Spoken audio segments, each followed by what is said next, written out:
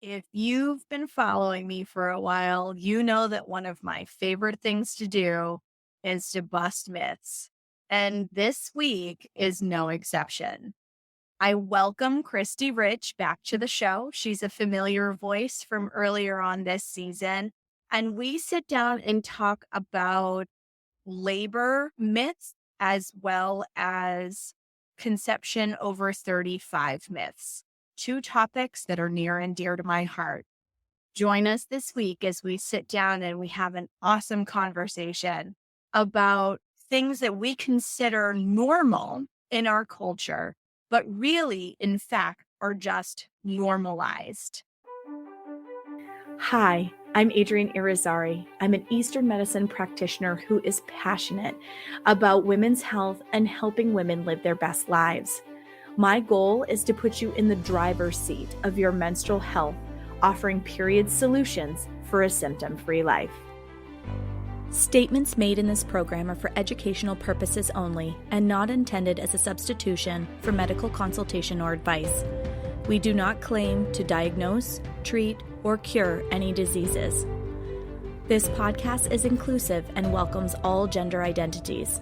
The focus of the program is on biological function, and we will use the term women throughout, but it is referencing physiological and social challenges for biology, not identity.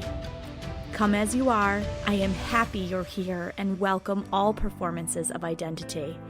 I hope you find something helpful in this show.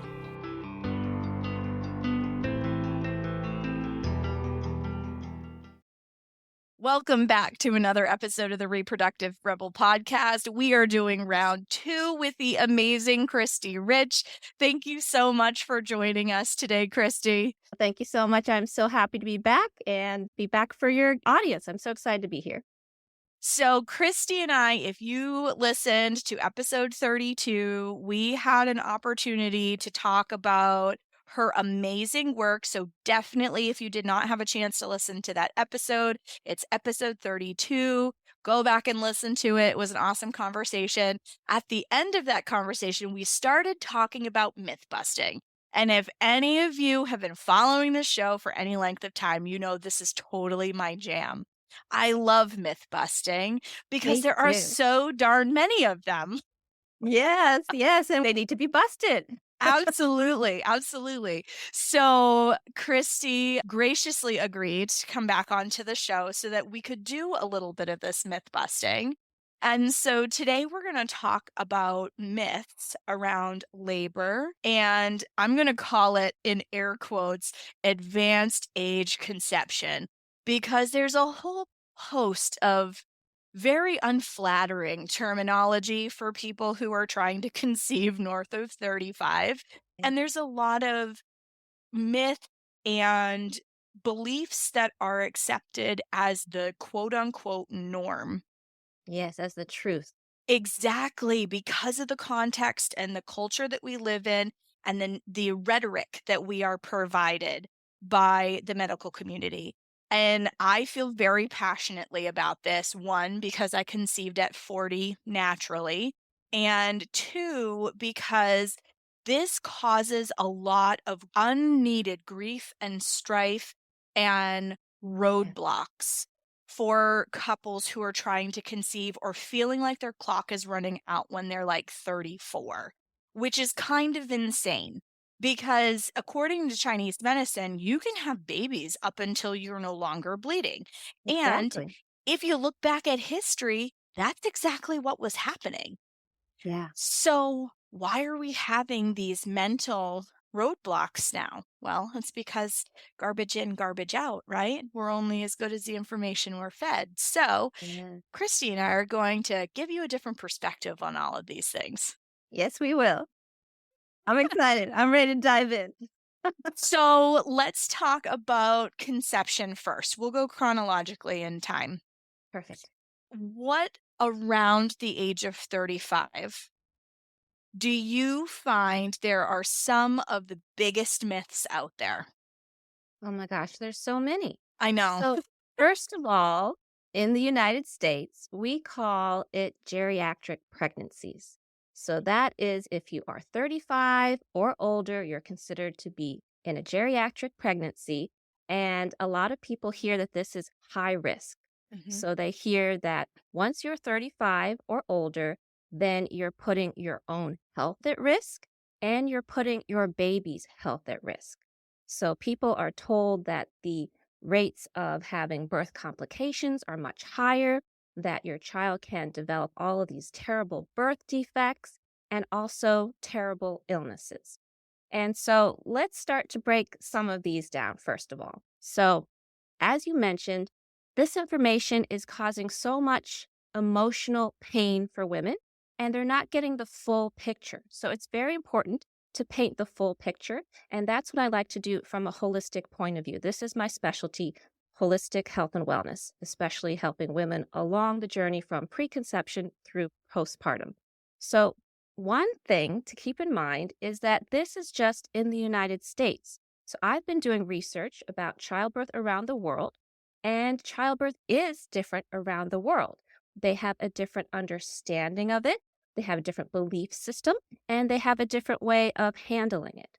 So, in India, this is an interesting fact that I don't think I mentioned on the first time I was on your show, is that in India, it is 30 and older that is considered a geriatric pregnancy. So women are really feeling pressured to conceive before 30. And so most women do conceive there before 30. And after that, then they are told, oh my goodness, you're so old. Why didn't you have a baby earlier? And now you need to have a C section or you need to have IVF to conceive. So I've already started with a lot of myths. So let's break it down. So, one, this unfortunate name, we need to let it go. Okay. That's just terrible to be called geriatric pregnancy. And also, it's just only slightly higher percentage that women may develop birth complications as they get older. I don't have the exact statistics. I wish I did. I do mention in my book series. So I am writing a 3-book series about healing childbirth. In the first book, I did interview a well-renowned OBGYN from Peru. And he broke it down so people can really understand what high risk means and that it means it's only a higher risk, but not a huge difference. So I think he said it's only like 6% possibility that women may have birth complications. So what does that mean? That means that 94% of women won't have any birth problems, birth complications because they are older. And this is very important. It's only a small percentage. It's really not that much higher. And I don't have the exact statistics, so that may not be correct as 6%, but I know it's very, very low.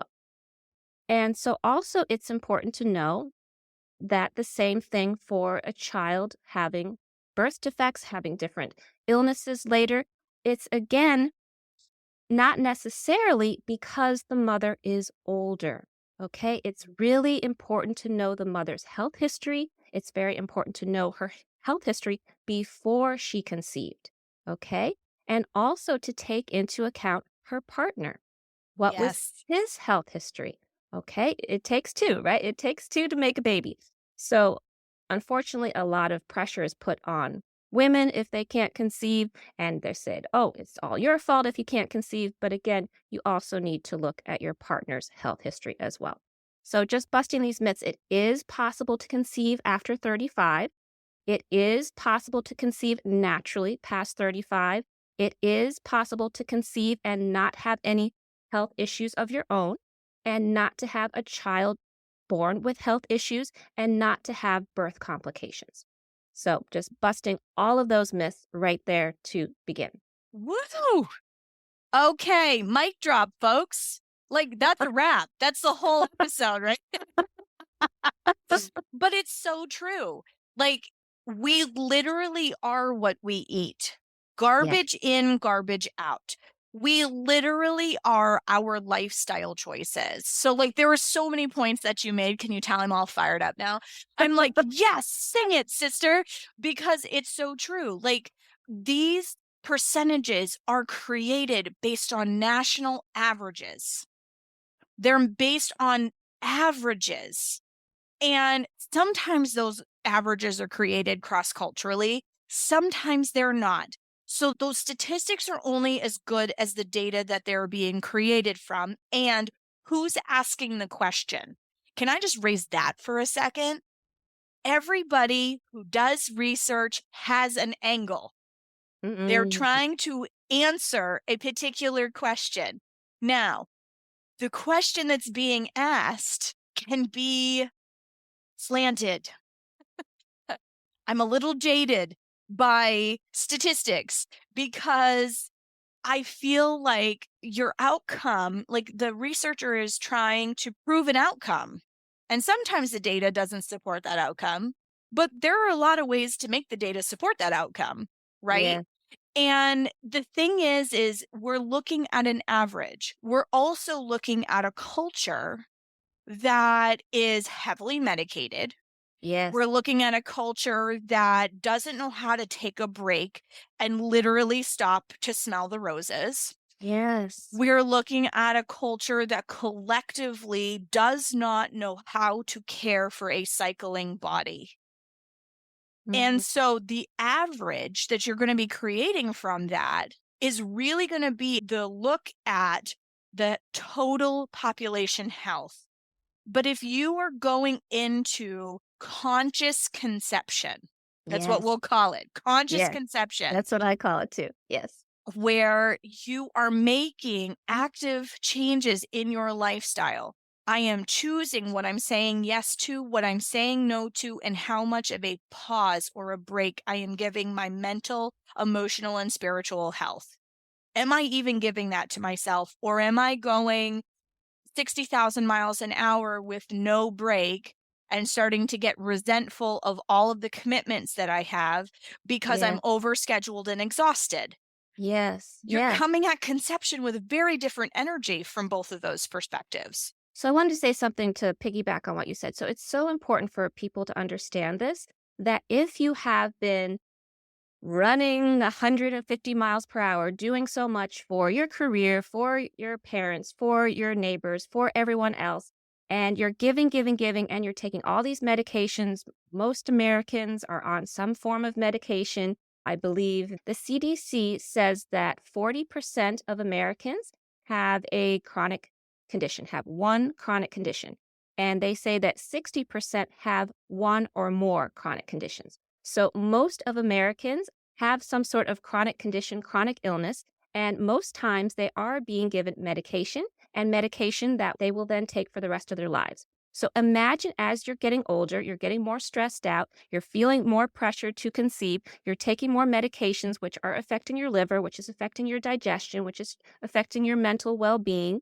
You don't know to take preventative care, you don't know to detoxify, so that it is possible for you to get sicker and then for it to be harder to conceive. And then you may, unfortunately, be sick during pregnancy or postpartum or have birth complications.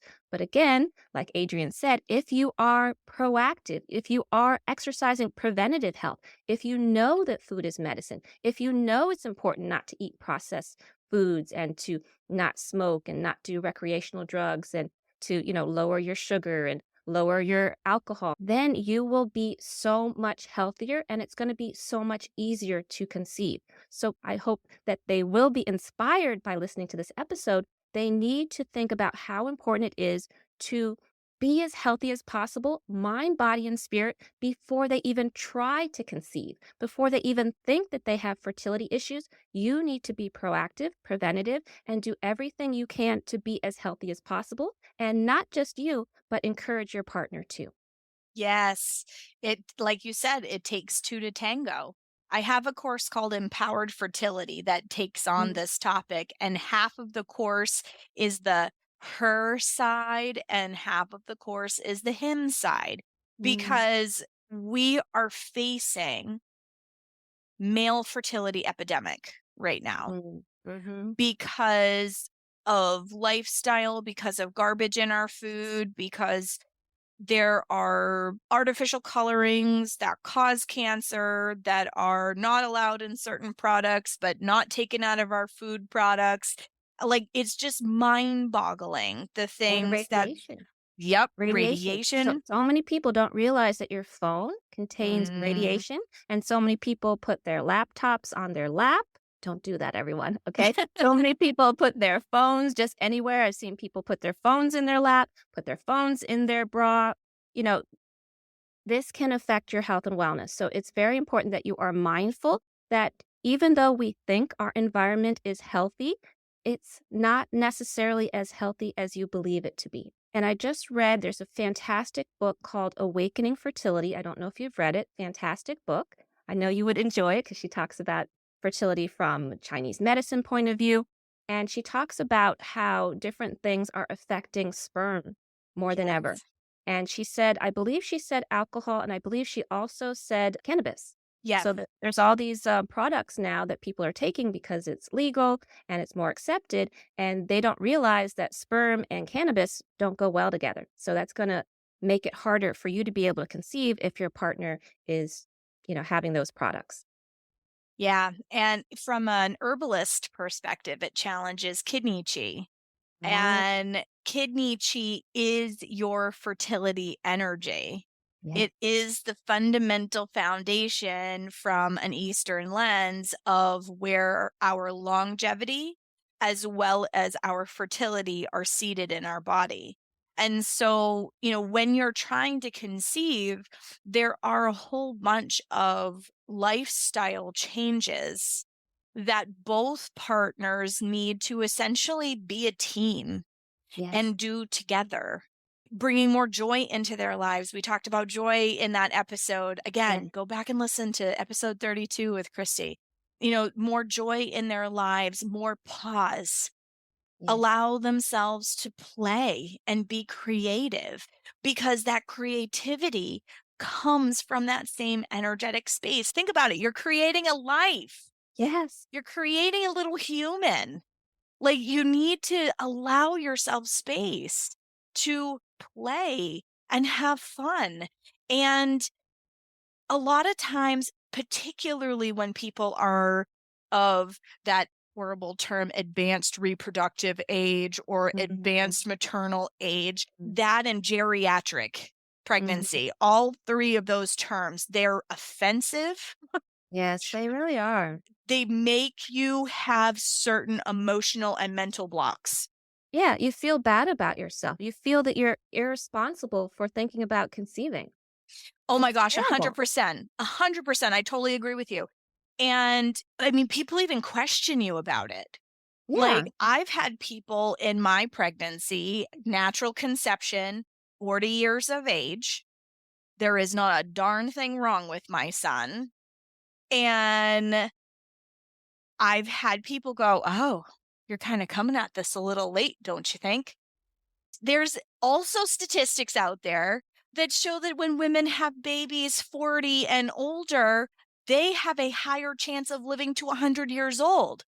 Yes, yes, So, that's true. I'm glad you brought that up because if you're able to have your period later, then that shows that you will most likely live longer. There have been yes. studies. Yes. So that's what I'm saying. Like, some of these statistics that the allopathic model really holds on to, the labels that they really hold on to, are based on averages of people who have not been awakened Yes. to a different perspective. Okay, so don't let those numbers scare you. I had an anatomy scan of my son at 20 weeks, and they took one look at my birth date and suggested that I talk to a genetic counselor. Whoa, okay. And I Hmm. said, "Hi, you just confirmed through this scan that there is nothing wrong with my son or me. And I don't appreciate the fact that my age has been mentioned 6 times in this Wow. appointment Wow. because I'm very well aware of how old I am. And yet, I guarantee you this pregnancy is healthier than people who walk in the door at 30, 33, Yeah, yeah. because I've been intentional about preparing my body for this pregnancy." So that's the key. You are what you eat. And when I say you are what you eat, this isn't just what you put in your mouth, it is what you put in your mind. It is what you tell yourself, your interior monologue. Yeah. It is who you surround yourself with. What Yeah. kind of fertilizer or pollutant are they putting into your body? Yes. Right? Like, you create the container that you energetically want to conceive in, Yes. and you can do it. So, what I was starting to say about, the pressure that people start to feel at 35, they start really listen. Number one, Dr. Google. Don't Dr. Google, please, because you're going to get averages. And you're going to get the wrong information too, because as you said, Mhm. if you are looking for something, you can find evidence to support it. But that Yeah. doesn't mean it's true. It doesn't mean it's backed by real science. It could be somebody's opinion. Mhm. So it's very important that you work with someone like me or like you who understands health. If you don't understand health and you're looking for answers on Google, you're going to go down this rabbit hole and you're going to get really stressed out. So do not recommend that. It is good to do research, but work with someone as a guide who understands health. Thank you. 1,000 times yes to that. Because in 15 minutes with your allopathic practitioner, they're going to feed you the rhetoric of the collective.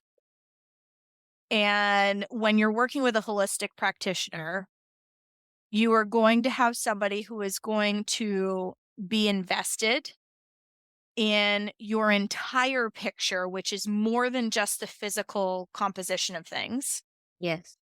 because your physical expression of health, yes, it does come from your environment, but some of it also comes from your emotional and spiritual well-being as well.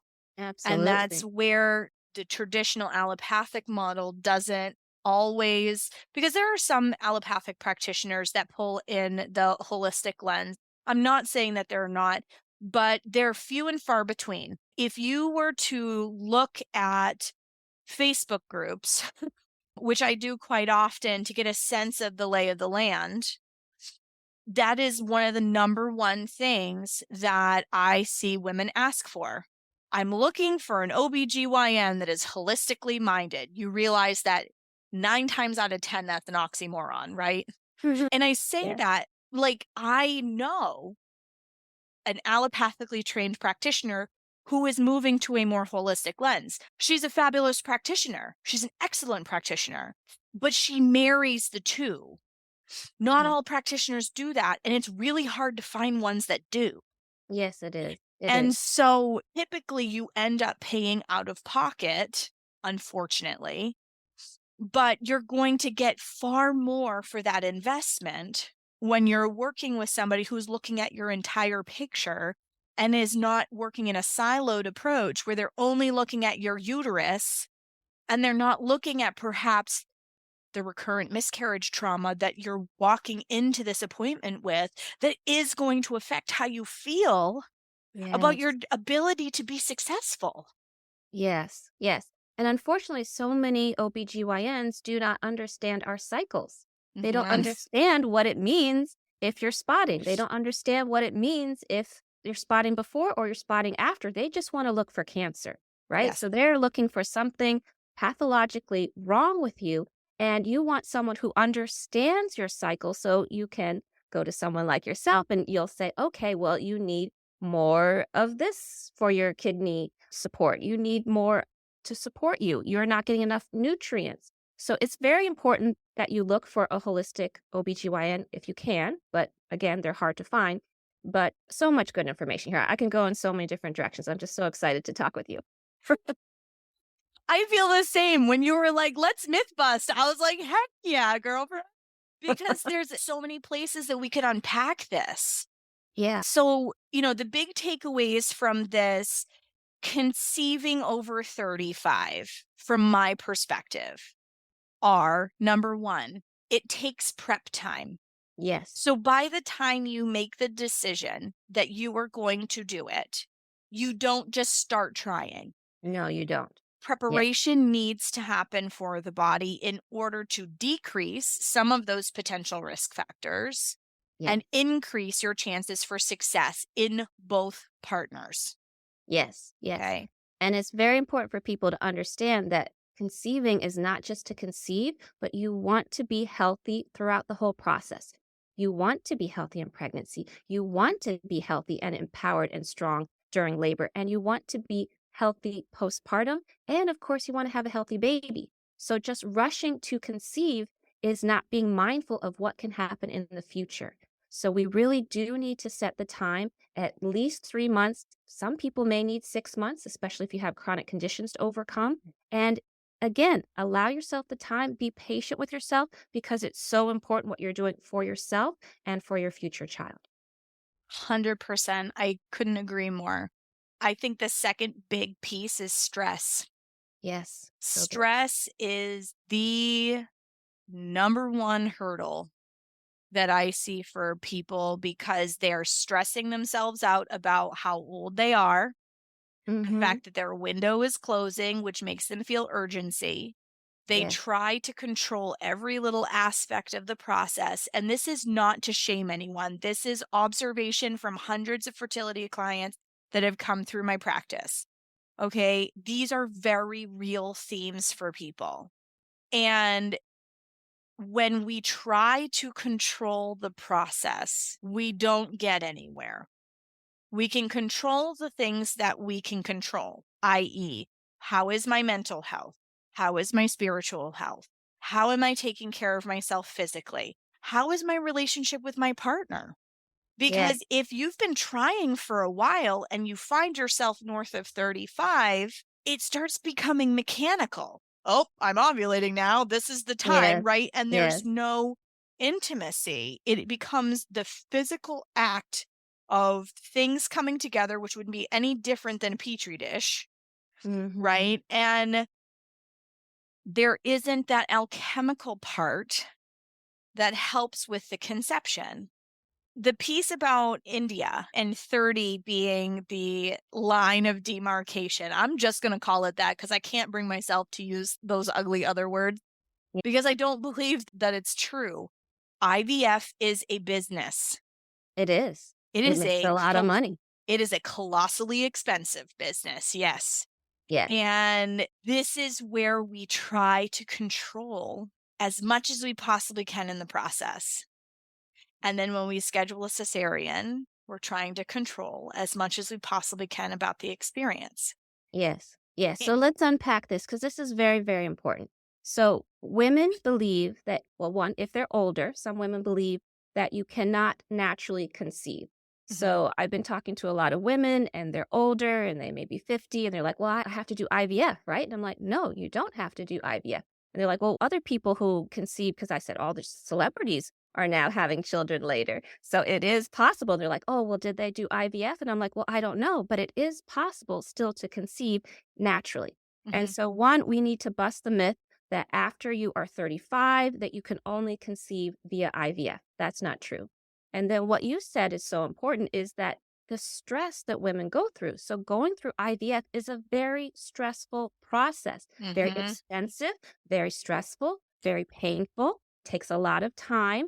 And I believe the process is as important as the final result. This is something I learned back in my acting days. I was a professional actress before I went into health and wellness.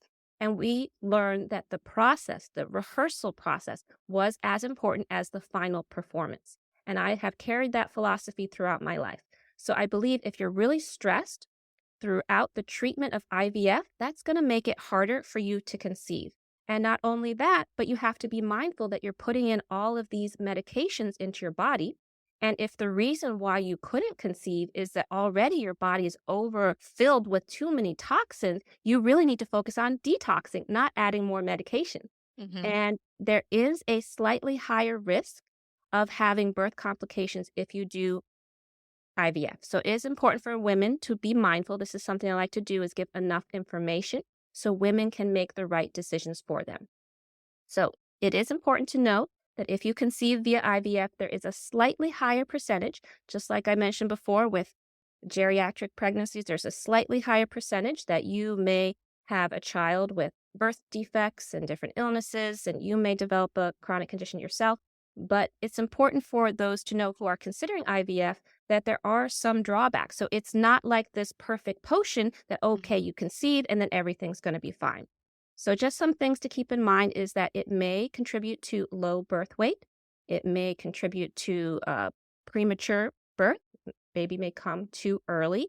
and also hypertension. So you may develop gestational Mm. hypertension, you may develop preeclampsia, and this can again cause birth complications. And many people hear that if you conceive via IVF, that you then need to have a C-section Mhm. or you need to be induced. So these are myths as well. It does not mean that you need to be induced or to have a C-section if you conceive that way.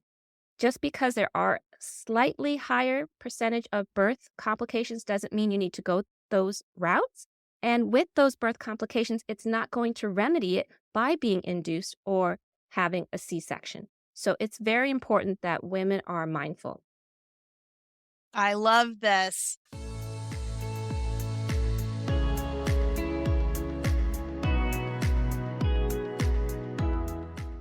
In today's health food market, it's hard to distinguish truly nutritious products from those that only claim to be. Despite their healthy labels, many ingredients are not organic. They're overly processed and contain synthetic nutrients, seed oils, sugars, sugar alcohols, or other potentially harmful additives.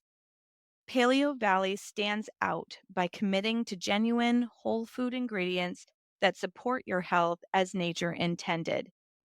I recommend Paleo Valley products to my clients because their prioritization of quality over cost and ensuring that their products are organic and free from unnecessary additives makes me feel good about suggesting that my clients use them.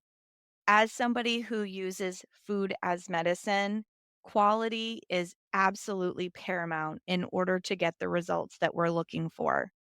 And I love using and suggesting that my clients use Paleo Valley products because their approach is not just about offering more nourishing products, it's about integrity, transparency, and commitment to overall well being.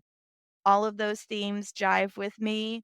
So if you are looking for beef liver, which is the thing I recommend the most often to my female clients, look no further than Paleo Valley.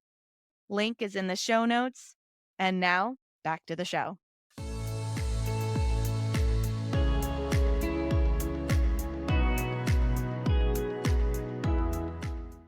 So you touched on one of my favorites. Let's talk about induction, shall we? Okay, sure. One more myth I just want to throw out there is some people hear that if you are 35 or older, that you need to have a C-section. So I want to bust that too. Just because you're older doesn't mean you can't deliver vaginally. But let's Oh, that is continue. true. Nope, Yeah. that's a great one. That is something that I hear a lot as well, that you have to schedule a cesarean and they will start putting pressure on that. Months before. This happened to Yep. my friend. Yeah. Yep, absolutely. They will start putting pressure on that early and then actually dovetails really beautifully with this induction idea. So let's talk about that 39-week induction. Let's talk about it. Let's go. I'm ready.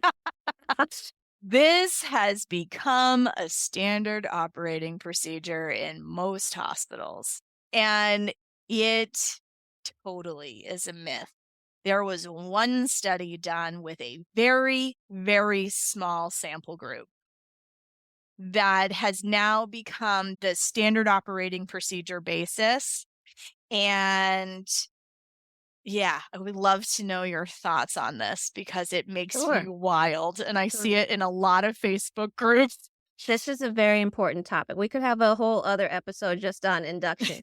But this is another myth that people need to know is that being induced doesn't speed up labor to begin with. Mhm. So it only was created to initiate labor, to get the contractions going. And it's important for women to know that this is artificial oxytocin. It's not the normal oxytocin that our body will produce naturally. So the contractions are very, very painful.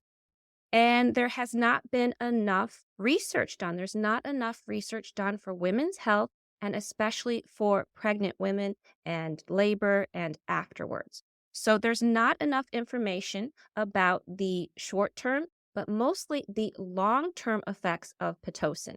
So I've been doing a lot of research on this for my book. You will hear me talk about medications in book 1 of my series. And also another myth is that people believe that medication does not pass between the blood placenta barrier, and it does. So it's very important to be mindful that the medication is getting to your child. And again, there has not been enough research to know how it's going to affect them long term. Okay, we know how it affects us, but even long term for us hasn't been really researched as well. But we do know how we feel afterwards. But imagine the baby that hasn't even had a chance to fully develop yet is receiving all of these medications. And one, Pitocin is very painful for the mother. Can you imagine how painful it must be for the child as well? Yeah. And most people don't think about that. So I am not a big fan of Pitocin. I'm not a fan of inducing. I believe we need to wait for the baby to tell us when he or she is ready to be born. And there's so much pressure these days to get the baby out as soon as possible. After 39 weeks, it's safe. It's a good time to do it. But it's important for you to know that your due date is a guesstimate to begin with. Okay, we do not know exactly if that is accurate. It is based on your period. It's based on a cycle of 28 days. Not everyone has a cycle of 28 days. So if you do not, then right there, the calculation is off. So it's also very important for people to understand. Oh, there's so much. Oh my goodness, I'm going so many different. It's one that winds me up too. I know. It was, yeah. So women feel powerless that they have to be induced because their doctor says that they have to. And they believe their doctor, and they believe that he has her best wishes in mind. But we know that it's not a good idea for babies to be born prematurely. So if it's not an accurate date, then you could actually be a week, 2 weeks early. And that's not good for your baby because your baby hasn't fully developed. When the baby is ready, the baby will release chemicals, will release hormones. Okay, I'm ready. Let's get going. Let's get started, mama. I'm ready. Are you ready? So it's a combination of the mom and the baby working together. They are a unit. They are one. The baby can sense what's going on with the mother. The mother can sense what's going on with the baby. The baby is wise, okay? We think that babies are so young, they don't know anything about the world. They instinctively know when to be born, okay? They have wisdom. We need to let them lead, okay? And also, it can create high blood pressure for women if they have Pitocin. So this is very, very important for women to know, especially those who have gestational hypertension or preeclampsia. And for preeclampsia, again, so many women are given Pitocin to be induced, but this raises your blood pressure even more, which can then create birth complications, serious birth complications. So I do not believe women should be induced, period, but I also don't believe that they should be induced if they have preeclampsia, which is very, very common practice. I've heard so many traumatic birth stories of women who had gestational hypertension or preeclampsia, then given this medication and making it so much worse. So we have to be mindful about how things can affect us and the baby. Pitocin can also raise the blood pressure of the baby. So oftentimes women may have emergency C-sections because they are monitoring the baby, and all of a sudden the baby's heartbeat escalates or it decreases. So with Pitocin, the heart rate can accelerate and they are worried. And a lot of times they do not take the woman off of Pitocin. Hello, just understand what happened right before the heart was accelerating or the woman was having a problem and stop the Pitocin. You can stop the Pitocin. But unfortunately in the United States, doctors do not stop the Pitocin. Instead, they're like up the pit. They call it pit.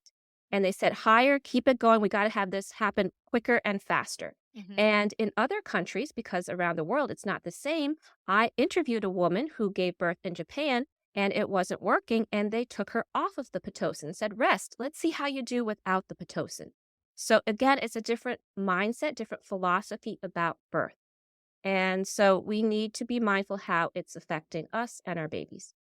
And then it's a pit epidural equation. Oh, exactly. And then it becomes more medication involved.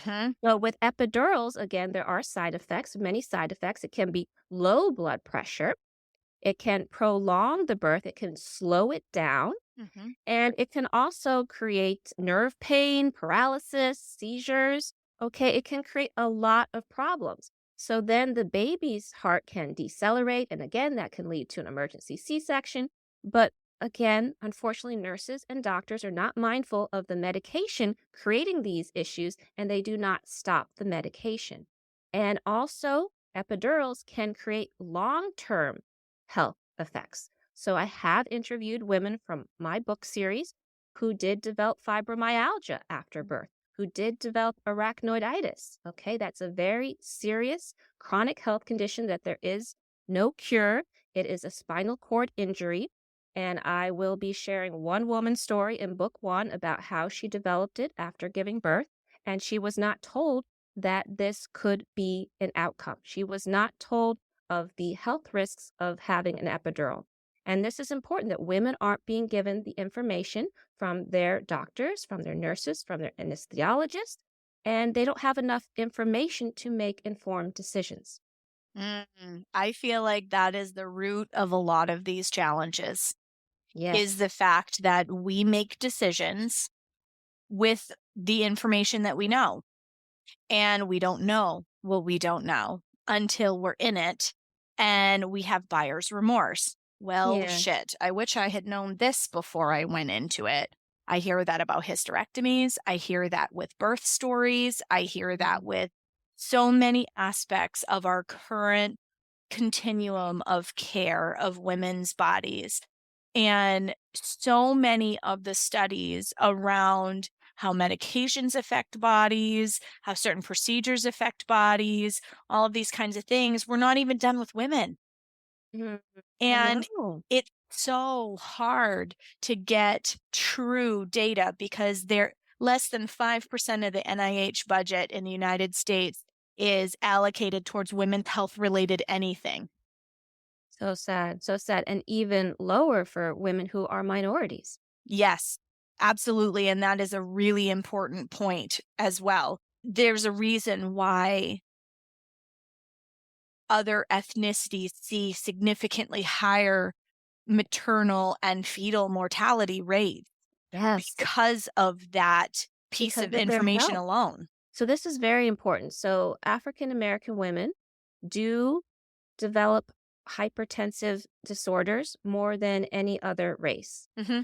So it's very important for women to understand that they may get gestational hypertension, they may develop preeclampsia, and a lot of women are having birth complications and they're not realizing that it's related. So women again need to be preventative. They need to think about their health before they try to conceive. They Hmm. need to work on their cardiovascular health. They need to change their diet before they conceive and to be mindful that you can improve your birth experience if you improve your health before.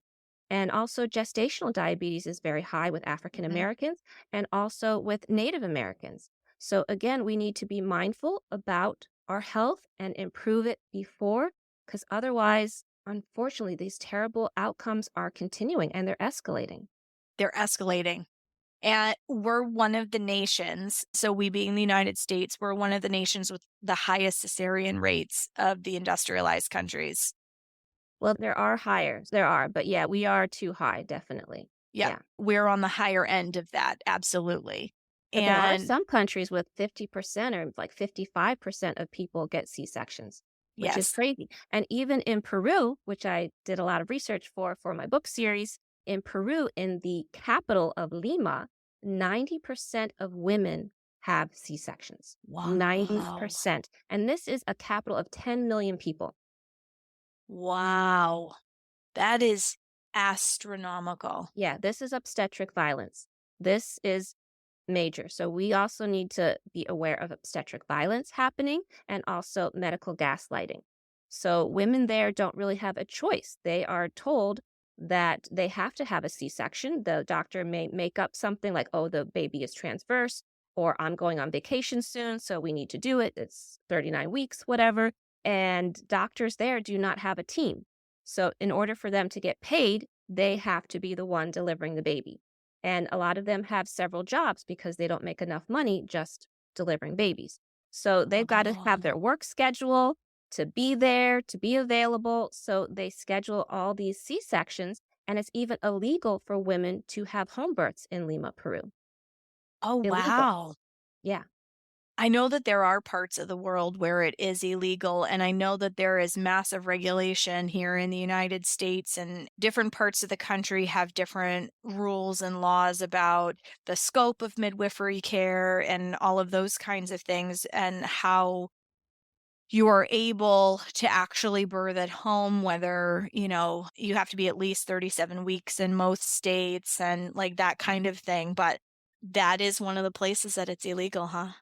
Yeah, yeah, and there are many other places as well. It's crazy when you think what women today are going through in 2024, the issues that we're going through. It's so sad. And women think that they don't have choices. And I want Hmm. women who are listening to know that you do have choices, okay? You do not have to be induced. You can say no to being induced. You can wait, okay? There's also a lot of fear of women giving birth after 42 weeks. Hmm. So that's also another time that they'll say you have to now have a C-section. You'd have to now be induced. But again, these are fear tactics. And it's really unfortunate that there was like one study of someone saying that they said, okay, after 42 weeks, then the stillbirths will happen. But that's not exactly true. Again, we need to go to the root cause, just like we need to go to the root cause of why miscarriages happen. There's always a reason. There's also a reason why stillbirths happen. And it's not just because the expiration date, 42 weeks, then the baby's going to pass. So we need to understand what happened and we need more research. So I think this is very important for women to get the information.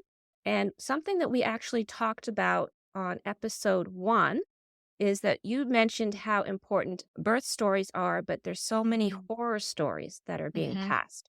And you mentioned that it would be better for women to wait and share their stories after women have had the baby. But I believe it's very important for us to have the information before we conceive so that we have the information so that when we are pregnant, then we have enough information to give informed consent. We know what kind of birth style we wish to have. We understand if we wish to have medication, if we wish to have a C-section, etc. It's your choice instead of feeling pressured at a time when you're so vulnerable and it's hard to think. So I've actually started up this birth storytelling series. And so I want listeners to know that this is going to be ongoing. I'm offering it monthly. And this is true stories from moms coming in and sharing their full birth stories, not just the labor experience, but sharing if they had any health issues before they tried to conceive, if they had any miscarriages, if they had any ill health in pregnancy, did they receive a diagnosis, did they have an empowered birth? Did they have birth complications? And did they have any health conditions postpartum? It's the whole story. And then this will give them a chance to express themselves, to heal, to have a community where women really listen and hold space. And Hmm. also at the end, then I will present it from a holistic point of view. If they're looking for questions to be answered as to why did they develop a chronic condition, why did they have birth complications? Why did they have ill health postpartum? Then I can help them to fill in the blanks. So, this is something I'm trying to create a positive mom community and have it be before women conceive, because as we mentioned, the preconception phase, the preconception period is so essential for us to consciously conceive, to be proactive, and to be mindful. Oh, I love that. I totally agree with you. So my statement was made during the pregnancy process.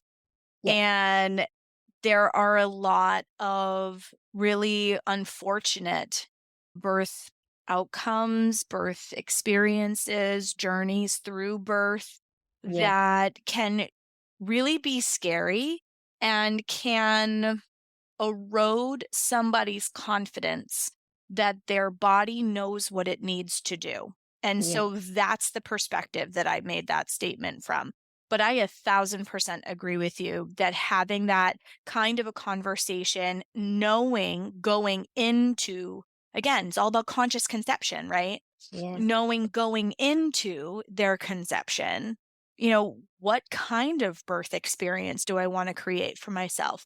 What could potentially happen so that I can make informed decisions? I think that is critically important, and it takes pressure off of the pregnancy journey because you've already had a chance to do your research. What do I want in the birthing suite for my child?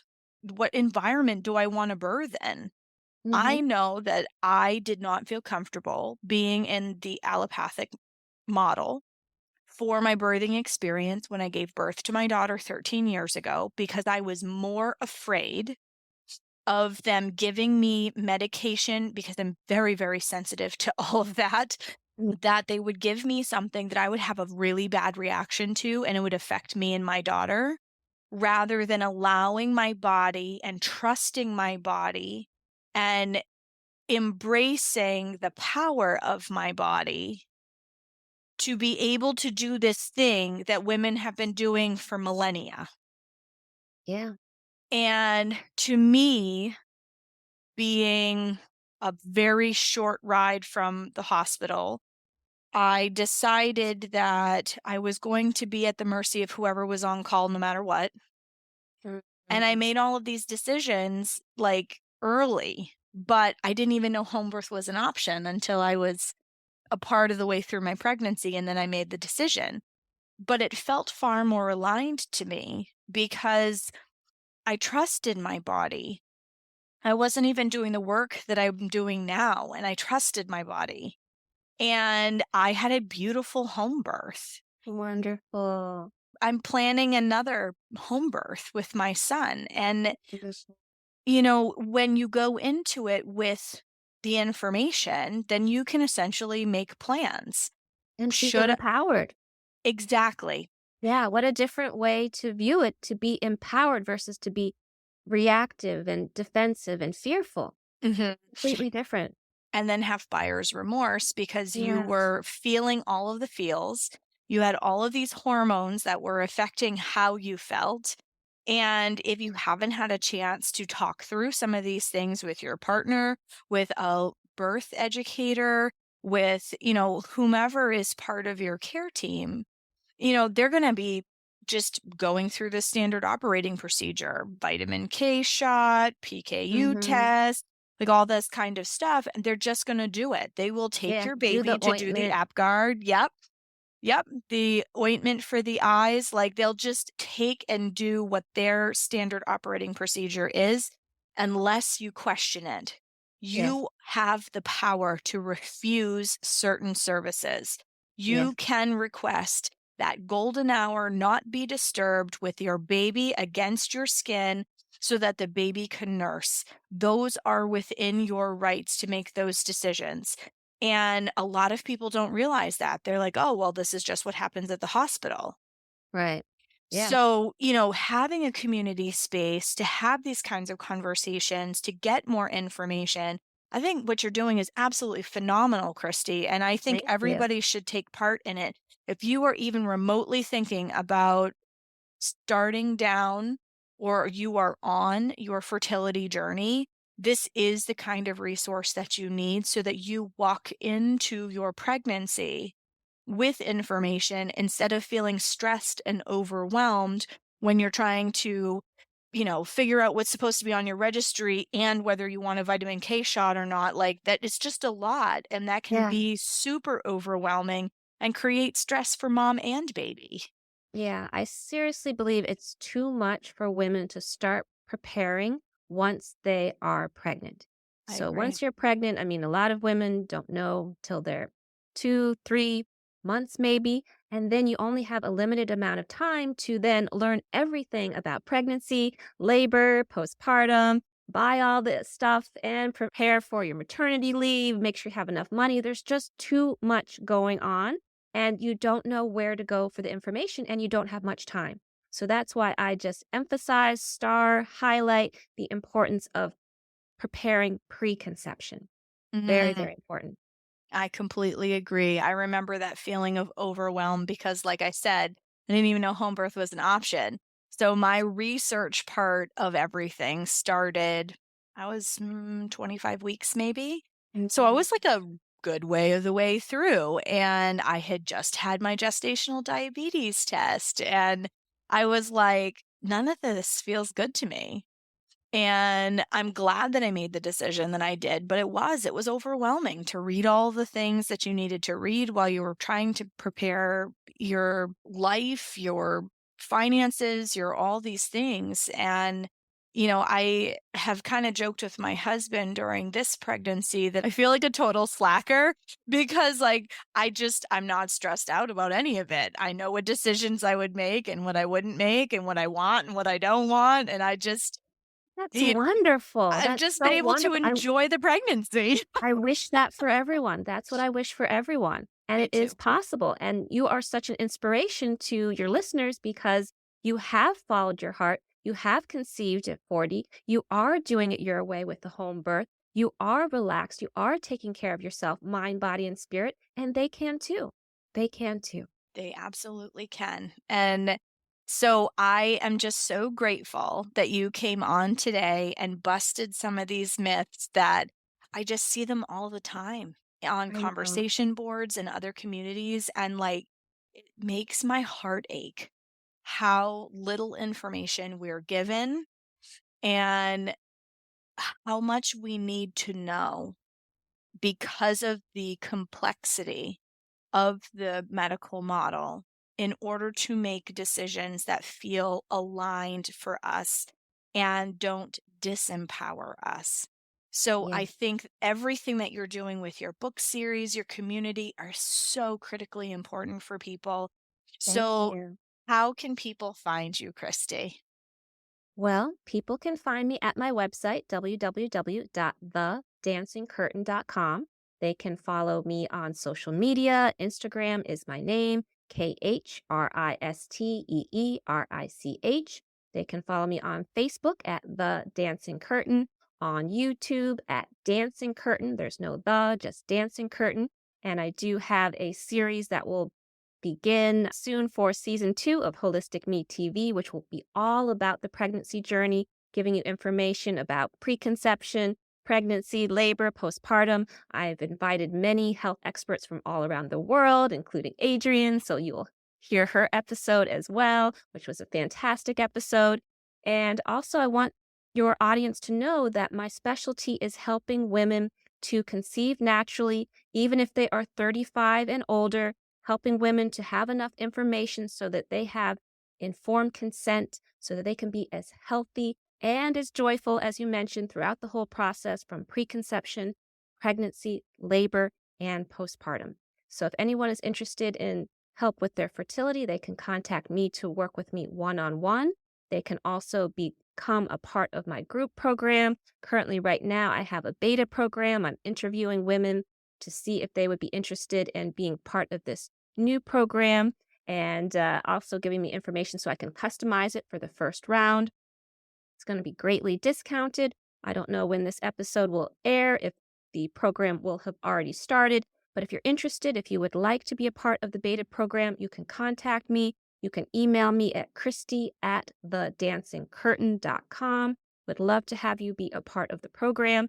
And yeah, I'm just so honored and grateful to be on the show to bust these myths. I just thought of one more information about Pitocin I wanted to share that is very important is that Pitocin was never approved by the FDA to be used to augment labor, to speed it along.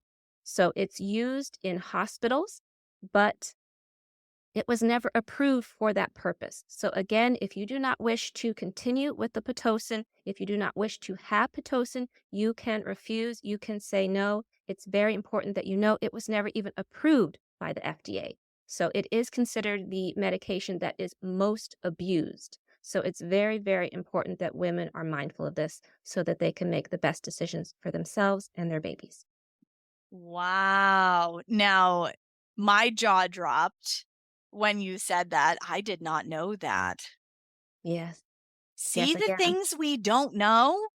And this is why you need to read Christie's books. Yes, and I read my need to books read too. Christie's books. Yes, yes. Everyone read my books. They're not out yet. So you can definitely join my list if you would like to be informed when the book series launch. You can go to my homepage and sign up, or you can go to www.thedancingcurtain.com/7 myths moms need to know. So I am giving you a free gift of a PDF of myths that you need to know before labor. So, again, you can make informed decisions and know what is true and what is false. And then you will be on my list to be notified about my book series. I am so passionate about this book series. I know it's going to change how people view childbirth around the world. So I highly recommend that you check out my books when they come out. I love it. Well, thank you so much, Khristee, for sharing all of your wisdom and expertise and these incredible resources that I hope our listening audience takes full advantage of because they're so incredibly important. And we might have to do this again. Okay, let's do it. I love talking with you. I can talk to you all day. I know. I feel the same way. And I really, really appreciate you being on the show and sharing everything. So, Oh, well, it's my absolute pleasure. until next time, everybody, you'll probably see Khristee again.